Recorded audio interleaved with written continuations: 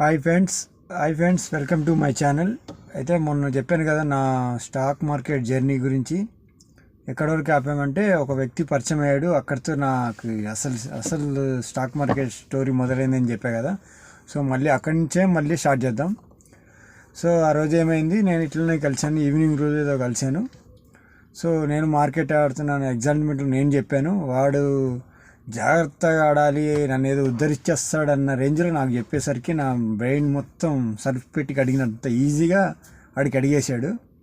అంటే అంతసేపు డబ్బులు వచ్చేవి, ఇట్లా ఆడితే ఏదో ఆడుతున్నా, వస్తున్నాయి మంచిగా లాభాలు వస్తున్నాయి, నష్టాలు లేవు, ఏదో హ్యాపీగా ఆడుతున్నా వస్తున్నాయి.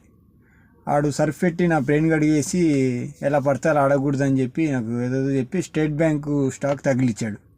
అది కొనుక్కో బాగుంటుంది అది ఇది అన్నాడు. ఇక మనకు నాలెడ్జ్ లేదు, అది ఏ రేట్లో ఉందో, 52 హైలో ఉందా లోలో ఉందా మనకు అనవసరం కదా. మనం కొన్నాము, అది 52 హైలో ఉంది.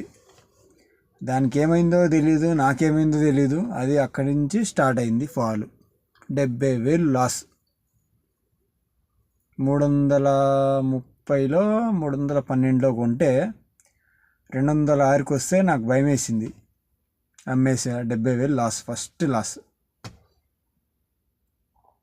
ఒక్కసారిగా చెమటలు పట్టేసినాయి, నా మైండ్ దొబ్బిందే అని చెప్పాలి. ఫస్ట్ 70,000 లాస్ అయినసరికి నాకు ఏంది ఉన్నట్టుండి ఇట్లా అయిపోయింది అని భయం వేసింది. చిన్నగా ఎట్లా డబ్బులు అది అందరిది మీకు జరిగే ఉంటుంది ఆల్రెడీ.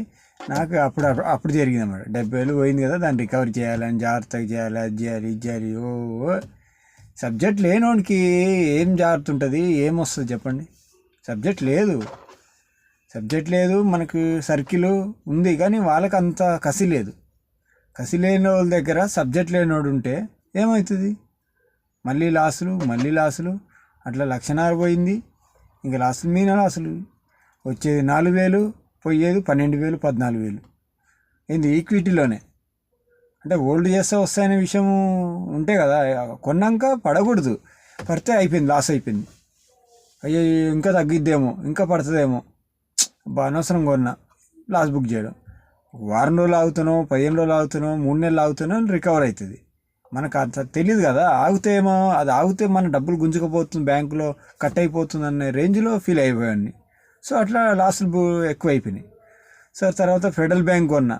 ఎవరు టీవీలలో చెప్తారు కదా, ఇంకా పేరు ఎందుకు లేండి, టీవీలలో అతను చెప్తే అది అన్నాక కొంటే అది తగ్గింది. ఇదేంది ఇట్లా తగ్గుతుంది, ఆయన బాగా చెప్తాడే, ఇట్లా జరగదే అట్లా జరగదే అని. అదే బ్యాంక్ అంటే ఫెడరల్ బ్యాంకు. నాకేం తెలుసు క్వార్టర్ రిజల్ట్ బ్యాడ్ ఉంటే కాజువల్ ప్రాఫిట్ బుక్ అయిద్దని, అంత నాలెడ్జ్ కూడా లేదు. అది తగ్గాకోకుండా మళ్ళీ ఆయన ఏం చెప్తాడో అని అంటే, ఆయనకి ఎవరో కాలర్ ఫోన్ చేసి అదే డౌట్ అడిగాడు, ఫెడరల్ బ్యాంక్ ఇప్పుడు ఏం చేయమంటారంటే, అయ్యో ఫెడరల్ బ్యాంక్ కొన్నారా, లేదండి ఇక్కడ కొనకూడదు, ఇది ఇప్పుడులో మీ రేట్ రాదు, నేను కొన్న రేట్ అది. ఆయన కూడా ఎవరో కాలర్ కొన్న రేటు కూడా అదే. ఇప్పుడులో మీకు ఈ రేట్ రాదండి, మరి ఇక్కడ కొన్నారా, అరే ఇప్పుడు రాదండి ఈ రేటు, మీరు దీని నుంచి బయటపడిపోయి ఈ లాస్ని ఇంకో దాంట్లో కవర్ చేసుకుంటే బాగుంటుంది అని చెప్పాడు. నాకు ఇంకేం జారిపోవాలో అవి జారిపోయినాయి. వద్దురా నాయన, అమ్మ ఏం జరిగిద్దని మళ్ళీ 30,000. సో లాస్ మీద లాస్ 2.5 లక్షలు పోయింది. సరిపోయిందని ఇంకా అయిపోయింది మార్కెట్. ఇంకా అప్పటి నుంచో ఒక 1-2 ఇయర్స్ డిస్టర్బ్ అయిపోయిన తర్వాత కరోనా స్టార్ట్ అయింది. సో ఇక్కడ వరకు కథ ఆపుతానండి, నా జర్నీలో కథ. ఒకటి రిక్వెస్ట్ చేస్తున్నా, నేను మిమ్మల్ని నేర్పించడానికి ట్రై చేయట్లేదు, నేను సెబీ రిజిస్టర్ కాదు. నా జర్నీలో మీకు ఉపయోగపడాలని ట్రై చేస్తున్నాను. ప్లీజ్ సపోర్ట్ చేయండి. నా వీడియోలు మీ మాట్లాడడం విధానం నచ్చితే నాకు లైకులు చేయండి, నా వీడియోకి కొంచెం సపోర్ట్ చేయండి. మీకు ఒక జర్నీ లాగా, ఒక ఎంటర్టైన్మెంట్ అనుకోండి, పోనీ ఎడ్యుకేషన్ వీడియో పర్పస్ మన ఛానల్.